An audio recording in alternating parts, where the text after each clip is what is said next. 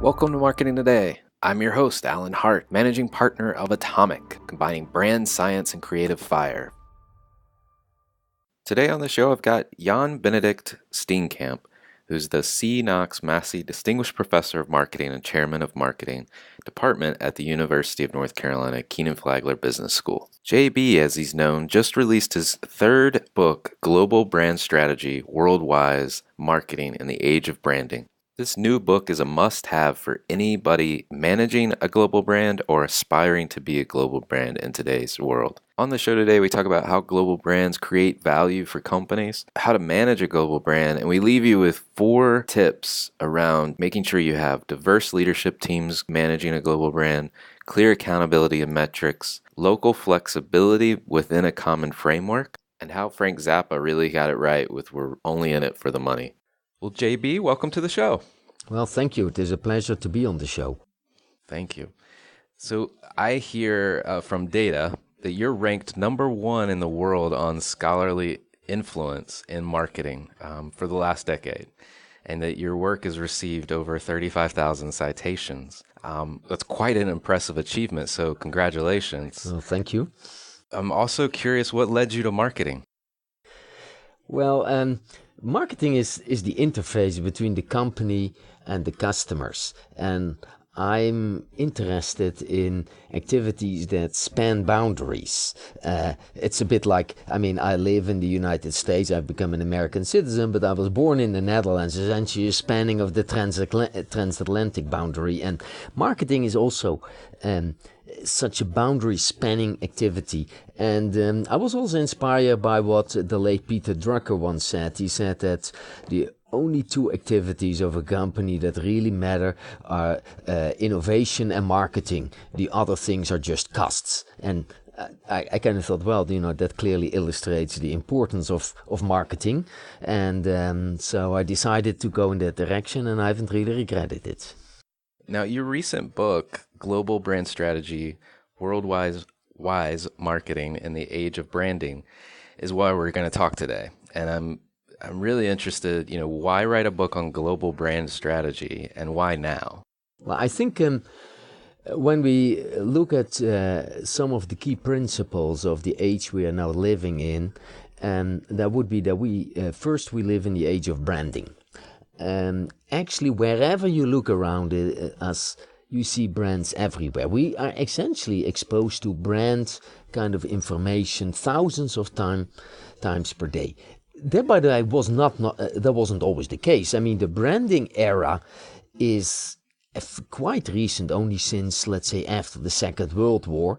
And when we look at these shows like Mad Men, it is very clear, what you see there in the early 60s when it starts. Brands really started to become relevant. Now they have become ubiquitous, not only in America, not only in Europe, all around the world. And that all around the world is the second principle of our age, and that is globalization.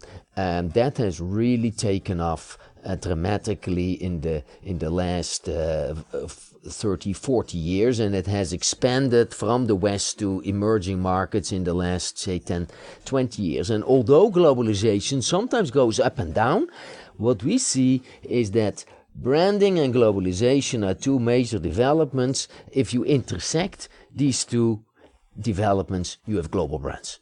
And that's essentially what inspired me to write that book. Now, then the point is, if there are already zillions of books out there, why write another one? But actually, there isn't really a book around which analyzes global brand strategies, gives clear recommendations to managers how to tackle certain things together with tools. So there is actually there is written quite a bit on branding, but there is written very, very little on global branding. So, I'm a marketer, and that's a niche in the marketplace, and it's also something that interests me. Well, I was impressed by the book and how it's written, because you're right. It is written almost as a management tool or toolbox, right?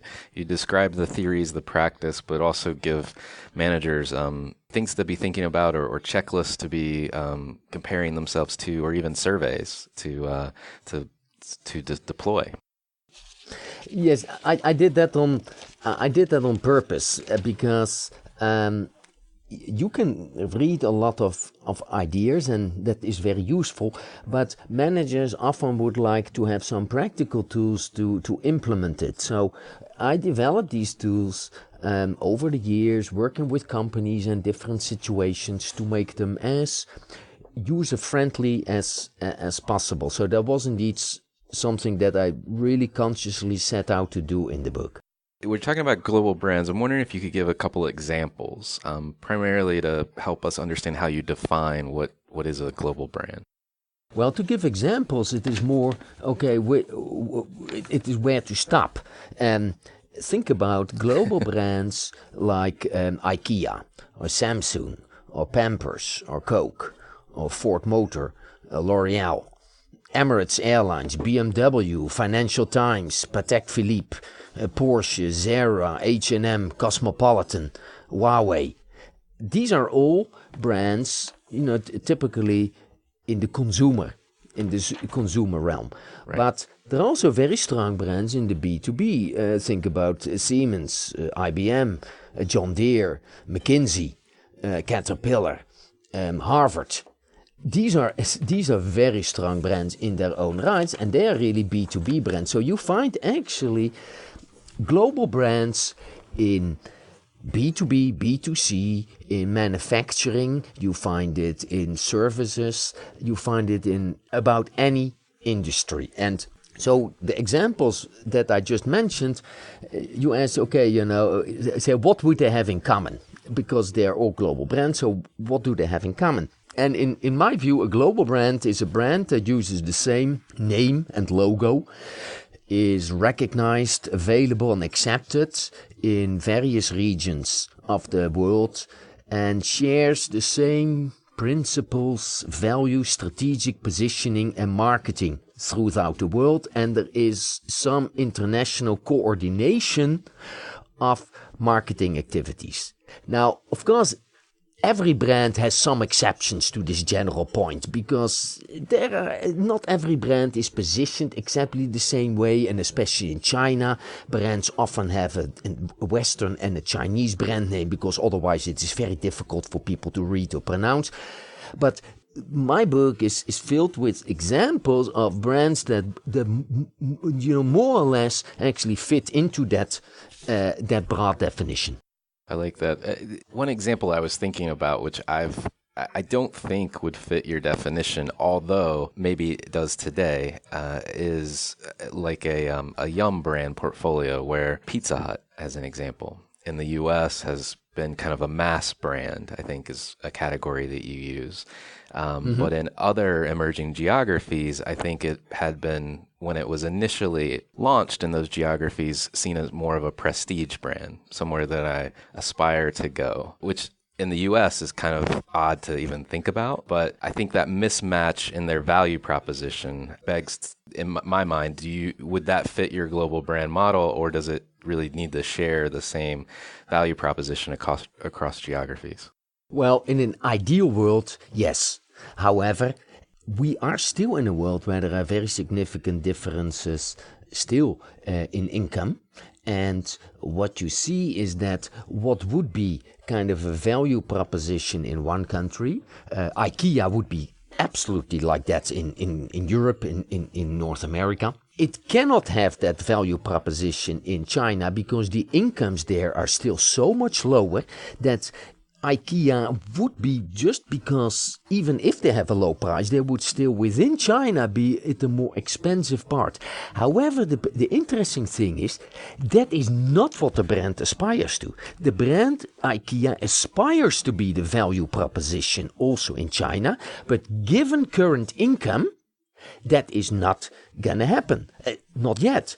But over time, that will happen. So there is a very unified brand proposition behind, say, an IKEA or other ones. But yes, the execution sometimes will vary a bit between countries. McDonald's is a good example, and also the Yum brands, is that they enter China at a higher level simply because, let's look at an average price of McDonald's in the US in dollars. In China is not, let's say, at the value level. It is actually, at a more expensive level. My prediction, though, is that in 20 years or so, as you know, it is already happening that McDonald's image relative to in the market is declining in the sense that they are more moving towards a value proposition as the Chinese get richer. So you see, if let's say if we would put a complete straitjacket on a brand has to be exactly the same everywhere, then not even Coca-Cola would be like that, because the sugar content of Coca-Cola differs between countries a little bit, and everybody would. You know, the point is, wherever I am around the world, I immediately recognize a McDonald's, even if it is in a language that I cannot read. I recognize a Coca-Cola bottle, a can immediately, like the way I see it. And the same with KFC, because yes, there is some difference in positioning, but everywhere there's Colonel Sanders. Right. Well, thank you for that clarification. I think it makes perfect sense what you're describing. In the book, you also talk about how brands create value, and I'm wondering if you could share your framework. I believe it's called COMET, around how those brands are creating value today. Yeah, so I thought about that a lot, because, well, first of all, as a marketeer, the most, let's say, logical way how to think about why would a company value global brands is because, consumers or customers, B2B also, many of them prefer global brands. And actually that is true. But there is more to it, because a lot of global brands, people don't really see them as global brands, or they don't know that they are global brands. Take Heinz.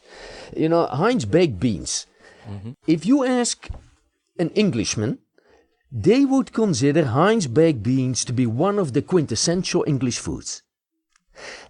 I mean, they may be aware that Heinz is American, probably, but they don't really care about it. They love the Heinz baked beans, but they don't care that the brand is global or not. And still, it adds value to the company.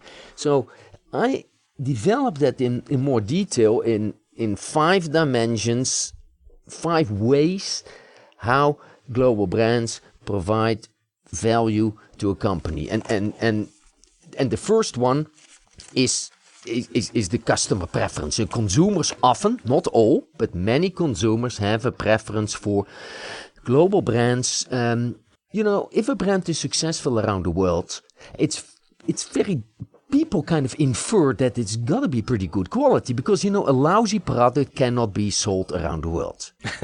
Right. And another way why consumers prefer it is if a brand is associated with a particular favorable country of origin that is, favorably perceived around the world, that helps build preference for the brand. So why, for example, Volkswagen in China uses the tagline Das Auto? Now, we do respect to the Chinese consumers, but their knowledge of German is very limited. Why would they say something in German, which people don't understand? Only to indicate we are German. And the moment that country of origin, Germany, is very positive, at least when it comes to, say, cars or machinery, less, I think, when it comes to fashion, and therefore people prefer it and are willing to pay for it. Now but there is a second one, and those are organizational benefits. They have nothing to do with consumers. They have essentially to do, as a company, it is a lot easier to manage when you have, can you rally all your activities around a global brand. Take an example like Zurich. Zurich is a very large insurance company based in Switzerland. It had all local subsidiaries in America and in other places, and they all went their own way. They did a conscious rebranding effort to rebrand everything as Zurich, and the CMO of Zurich told me the main reason to do that is simply because before we could get no initiative in the company pushed through, because local brands foster a culture of localism, and there was no advantage then to be in a global company. So they felt that as a very strong, so they said, we don't do it much for the consumers, We do it only for our internally to become more effective as a company. Unilever has found that if it concentrated its new product development efforts around global brands, it was able to increase, essentially it push through rate of new product ideas to the market 100-fold. I mean, these are very important things.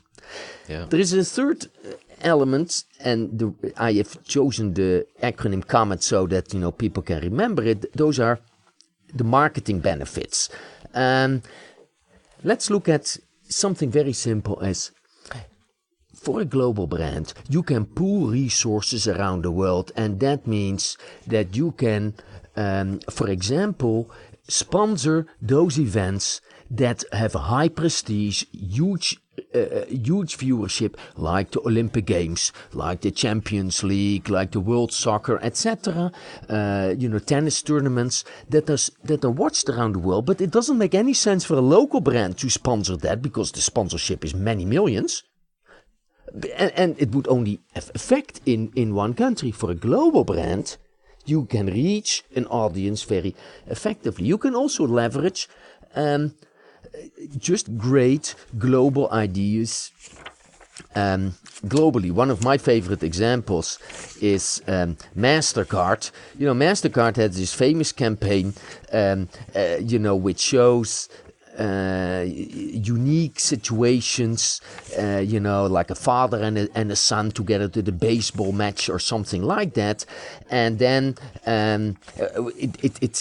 its payoff is essentially that such moments, they are invaluable for everything else.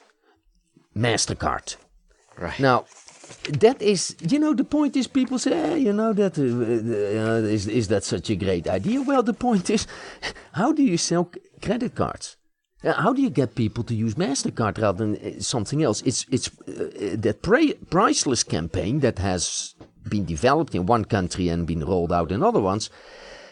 Currently, the value of MasterCard is $46 billion vested in the brand. I mean, that's a lot of money. And then two other ones were the economic benefits. Then we think about outsourcing, producing it, economies of scale, but especially outsourcing to get it from a cheaper source.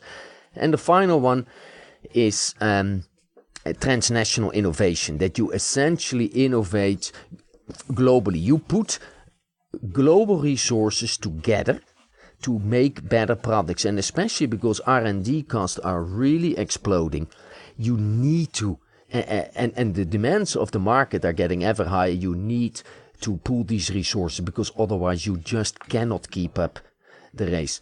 And that means that therefore, so along these COMET factors is, I developed a tool also to analyze your own brand. How am I doing? Not every brand is doing great on every aspect, and that is fine. But if you are not doing great on about any of these aspects, then you are clearly under-leveraging the value that your brand can bring you.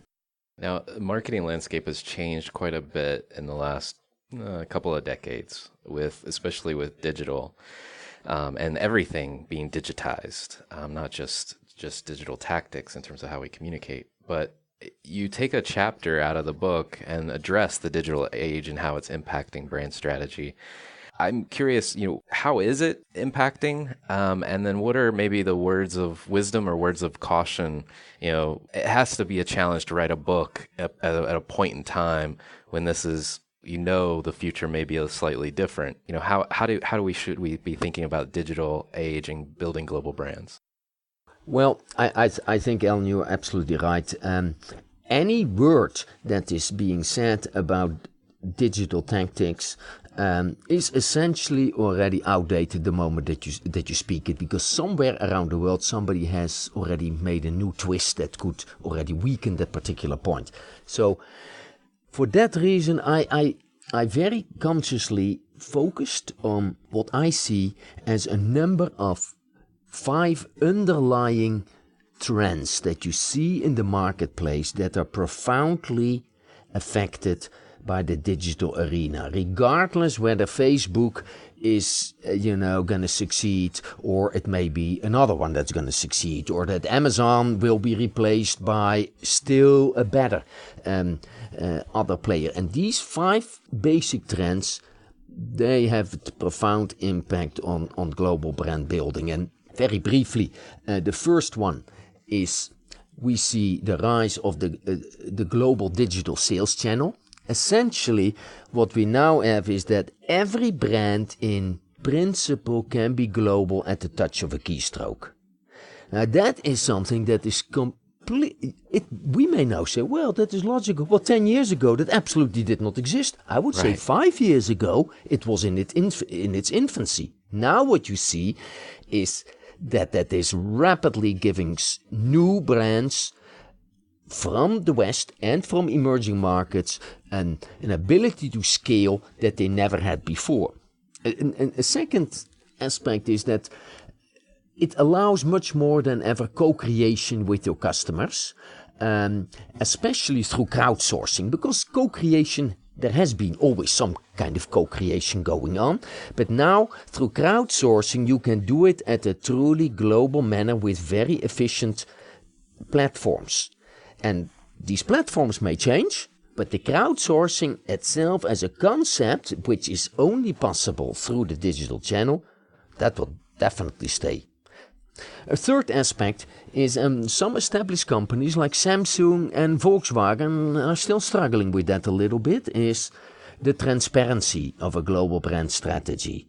That is, that if your brand has a scandal somewhere around the world, it is really getting transparent quickly, because the world is much more transparent than it ever has been. And that also means if a brand doesn't even charges prices very differently in one part of the world versus another part of the world, that creates a lot of trouble and also resentment and people just buying in other places. A fourth aspect is the connectivity. How many people are there on Facebook these days? It's I think 1.7 billion or so and counting. But Facebook 10 years ago had only a very small number of people. What we are talking about in a period of 10 years, that 1.8 billion people are connected, not all with each other, but are in connections with each other. Whereas, say, 20 years ago, how many friends did you have with whom you interacted? 10, right. 20? Right. How many friends does the average person have on Facebook? Hundreds.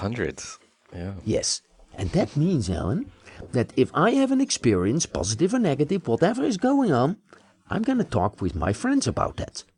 And so my experiences, positive or negative, are going to impact not 10 or 20 people, but hundreds upon hundreds of people. And there is a lot of research that shows that for many people, for most people actually, what their friends think about the product is much more impactful than what a marketer says about the product. If a friend says his product sucks and the marketer says it is great, who is the consumer going to believe? Easy one. Yeah, now I had an example. I was buying a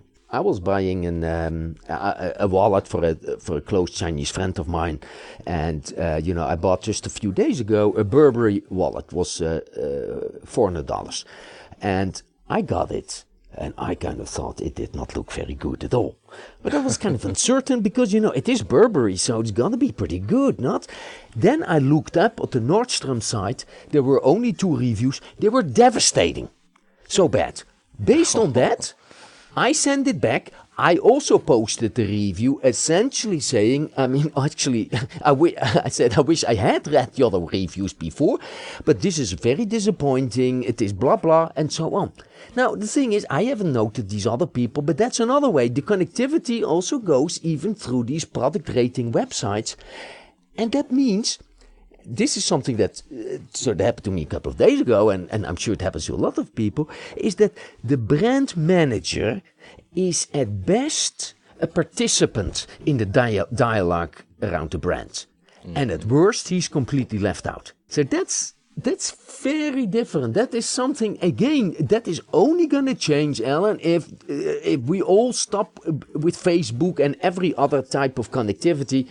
But I don't think that is going to happen. And the last thing is, and that's, I think, has the possibility of really revolutionizing things the next 10 years, is the Internet of Things, where machines talk to each other. Think about self-driving cars, but also in B2B, where essentially machines throw off information to their suppliers, and that is completely based on digital platforms.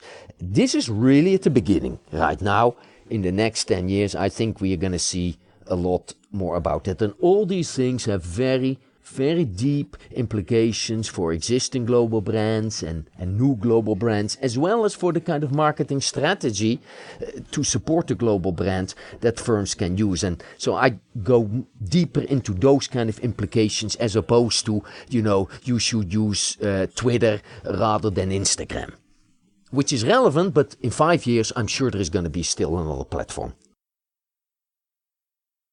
Now, if you believe that brands reside in the minds of people, which I do, and I think you do, it's even easier these days to get co-creation with the people that you're serving with your brand as a brand manager. But I've seen it gone really well and really poorly. I'm curious if you have any examples of how that co-creation, when to deploy co-creation or when not to. I noticed a couple new product development examples in the book.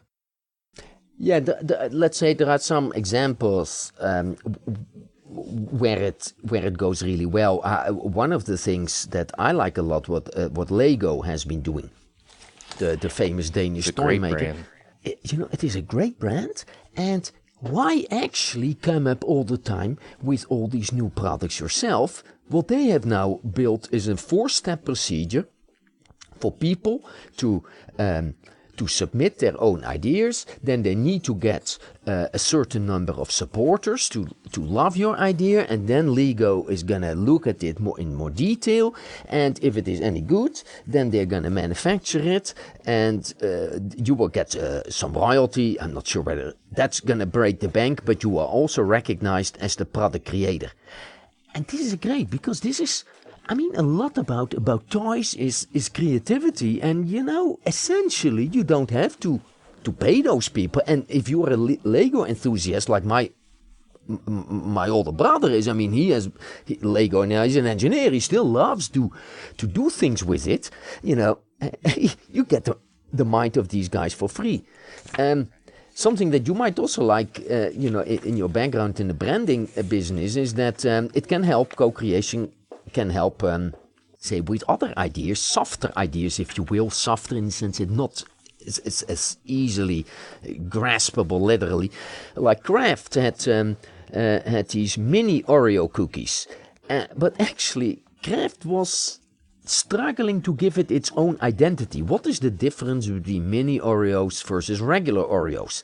And they worked on it, but they actually decided to do some crowdsourcing with IICA, which is a French company, actually really pretty good guys. And so they crowdsourced it, and they ended up with a global campaign around the idea of bonding moments. So people could submit ideas, but also videos. And that gave the impetus to this whole development of how to position something, how to get something different from what it was before. But as you said, new product development, where of course crowdsourcing has always attracted a lot of attention, and co-creation in general. When does it work and when does it not work? And the good thing is that actually there recently some work has appeared in which company experiences of about 20,000 new product development projects have been kind of condensed into a number of key insights that I discuss.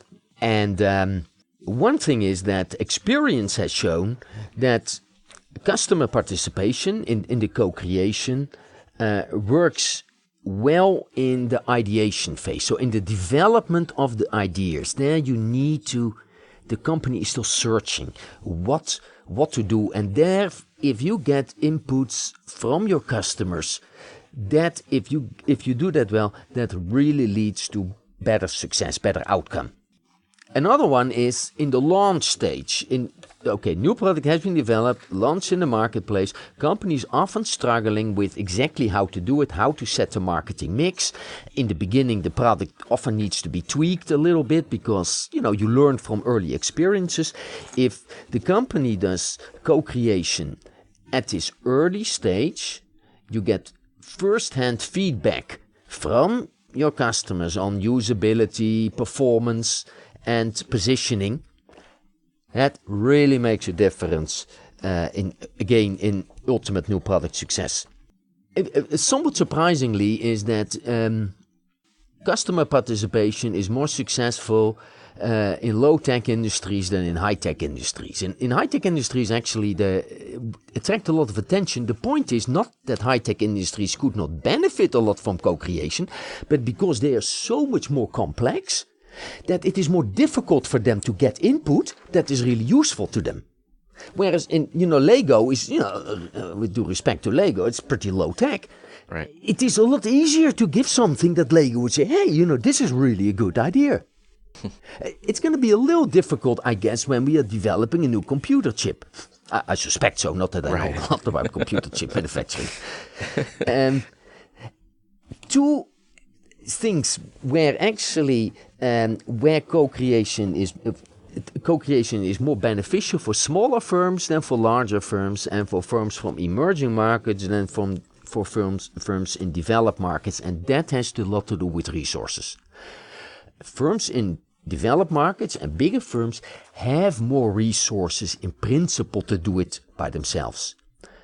Whereas the other ones, the smaller and the emerging market firms, they may not have the resources otherwise to do it. So these guys that often might not be really in the game without co-creation now can jump into the game because they essentially outsource a lot of their R&D to the co-creators. Fascinating. So I'm curious as we start to transition here, and I'm think of myself as a global brand manager or influencer in some respects. What are some key takeaways?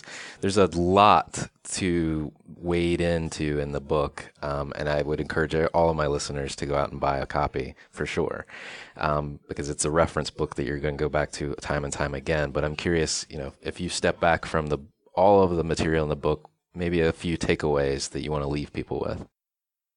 Yeah. So when it comes to global brand management, so that is,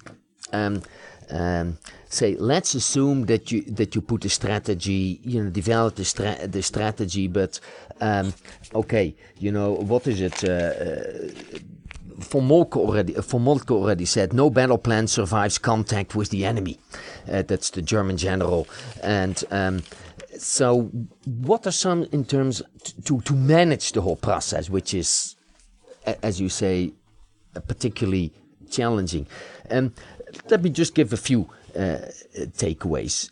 First thing is that the best management system is to have the leadership of the global brands, have that in the role of a top management team. A top management team, that is so the ultimately the responsibility for the global brand resides in a top management team that consists of heavyweights from important regions or very important countries. Very important countries, you would be thinking about the US or China or perhaps Germany or so. And it is chaired by a member of the C-suite who ultimately takes responsibility. So it's not only talking, ultimately he is responsible for the job. That has been shown that in most cases that is the most effective way to manage the brand. And it is especially effective if the chairman has strong executive responsibility, and if the team is really diverse in terms of functions, in terms of gender, in terms of nationality. And that is not meant out of some political correctness or so, that we have to call for diversity. The point is, it really helps if different people with a different background, it can be different functional background, it can be in terms of gender, nationality is very important, they come together, you get all these perspectives together, and those teams is overwhelmingly shown they reach better solutions. So it really helps. Now the funny thing is that while American companies, for example, and other leading multinationals are doing quite a good job when it comes to functional diversity. Gender diversity is something that is still somewhat under discussion. That is not where we would like it to be. It is the nationality diversity which is really horrible. Right. So that is that if you look at the top leadership of most companies, that is the number of home country nationals is very large. In America, that is over 85% is home country nationals, but that is in China, it's 95%. So there a lot still can be gained to bring in more nationals from other countries in top level positions. The second thing that I would like to emphasize is hold people accountable by quantifiable metrics and goals. So that is something that is often not done. So make the metrics and goals very quantifiable. Okay, what percentage awareness is your brand the brand for which you are responsible, what is that gonna be in this year, the next year, or whatever? Or in terms of market share, or in terms of profitability, but have very clear metrics which also allow you to see how the essentially brand performance improves over time. And a third aspect is that you need to have local flexibility. You need to allow local managers to shine. And if there are a lot of examples, and I found that a lot in my discussions with people in China, that they complain, rightly or not, that they do not have enough flexibility working for an American company, that too often it has to go the way that, say, headquarters say it has to go, and they say, well, actually, we have to adapt it to the local situation, otherwise it is not going to work. So we need to give local managers leeway to adapt the strategy to the local context. But to make sure that it is not going to be a chaos, it has to be within an overall common framework. So that is that what you have, and I develop an instrument for that people can use is, ultimately, for a global brand to be managed effectively, you have to indicate for each element of the global brand strategy, like brand name, a logo, the target segment, advertising execution, whatever, whether it is globally imperative. They say, you cannot change this. Like Coca-Cola does that with the brand name, etc., or the color. Whether it is locally adaptable within boundaries, you have to indicate the boundaries. Say pricing, for example, could be one of those things where you need to set boundaries. But within those boundaries, local managers can determine the prices. Or it is locally discretionary. Essentially, you can decide whatever you want to do.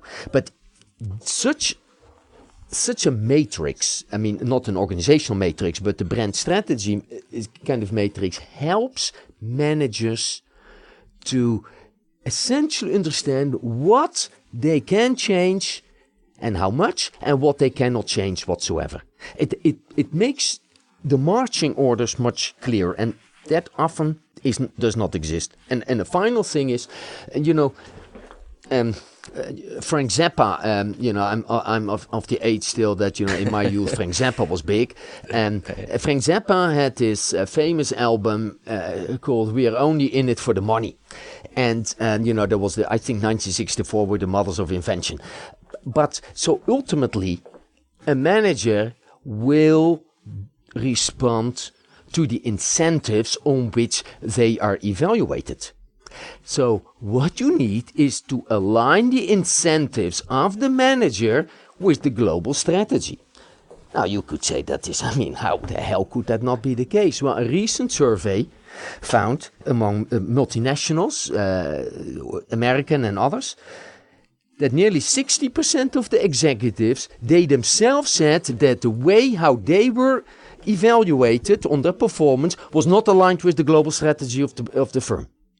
Well, then it is not strange. If I am, for example, evaluated based on local market share in my country, of course, why would I care about contributing to global initiatives? I just want only to grow my market share, and I want to spend as much money that I have on building the brand in my market, even if my market is about saturated, and putting in additional advertising or other kind of dollars is going to lead to very marginal increases in market share, and it would be much better for the firm to essentially take the money generated in your country and invest it in another country where the growth prospects are a lot higher. I would fight that tooth and nail, because essentially I am being evaluated on my market share, so why the heck would I care about it growing somewhere else? Right. So true. And it's everywhere, to your point, that misalignment. So it's quite the point is, when you think about it, you can say, well, how is it possible that those things would not be aligned? How can somebody, let's say, be that not smart? Well, 60% of the managers said, so this is not theory, 60% of the managers themselves said it doesn't work in my case. Right, exactly. It doesn't take very long. If you can get people to be truly candid, in a nanosecond, you'll find these misalignments everywhere inside of an organization. What you just have to do is you have to guarantee anonymity, and people become very candid. Exactly. You put three people together, and there's three different incentives. Yes. So. And then what also might be of interest is how people perceive the incentive and how HR thinks that the incentive works, often also have nothing to do with each other. Right. Exactly. Well, so stepping back, I just want to step back and talk about you for a few minutes, if that's okay. Uh-huh. One of the main questions I ask everyone that comes on the show is what drives you? What fuels your success on a personal level? And in my case, it's intrinsic motivation. And that is, so I really like what I'm doing. And therefore, for me, work is not is not a burden. It is not a way to earn money. Of course, that's also, but that is, I really like what I'm doing, and I see opportunities, say, everywhere. It is just that really drives me.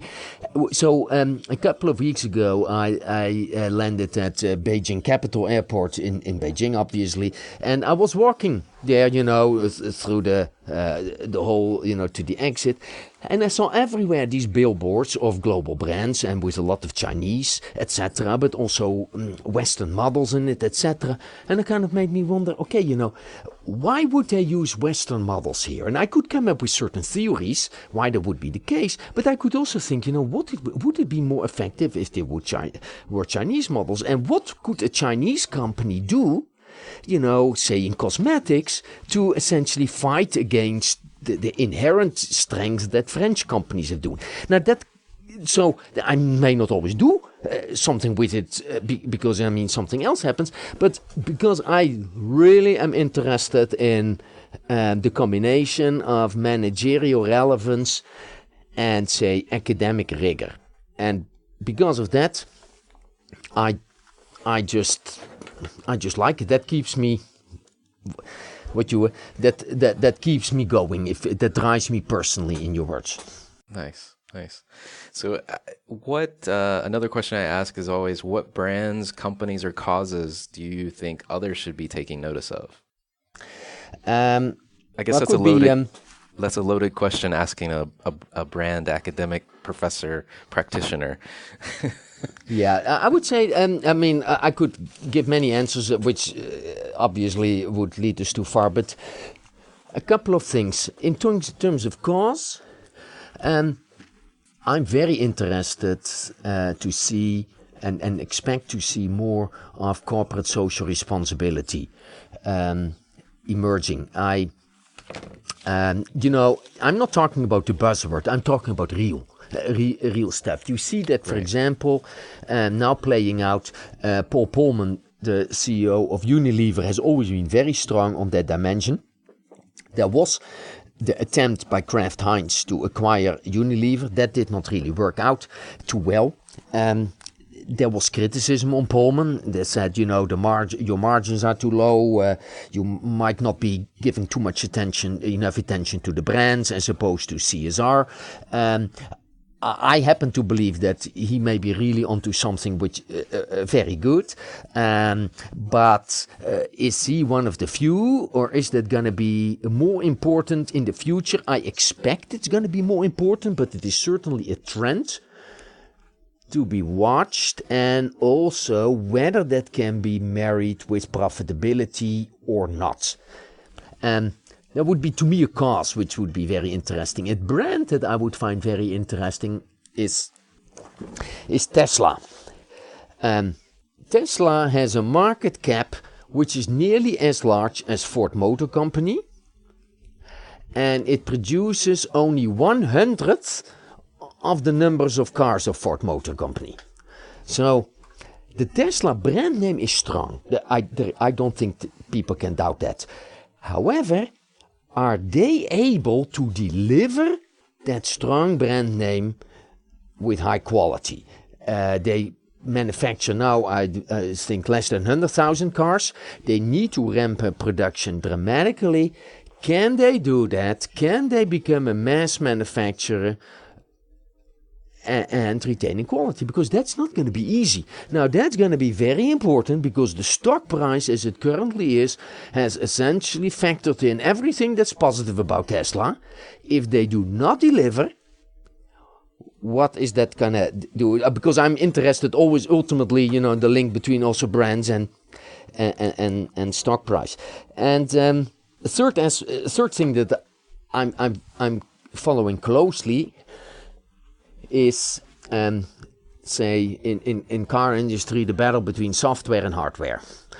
Who is going to be on top in 10 years? Is that Google, Apple, or perhaps another company that we don't know yet? Or is it going to be BMW or Chevrolet? And that has to do with the move towards self-driving cars. If these self-driving cars are going to be, the operating system is going to be developed by Google, all the channel profits will go to Google, and the big car brands will be relegated to essentially just assembly lines and not much more than that. The brands of those cars may be severely affected, because if I'm in a self-driving car, all the qualities that make a BMW special, driving qualities, etc., are going to disappear, because it will be automatically done for me, which means that a huge amount of brand value will transfer from the BMWs, the Audis, and the Chevrolets of this world to these software companies. Or are these software or the hardware companies able to develop these self-driving cars and appropriate all that value?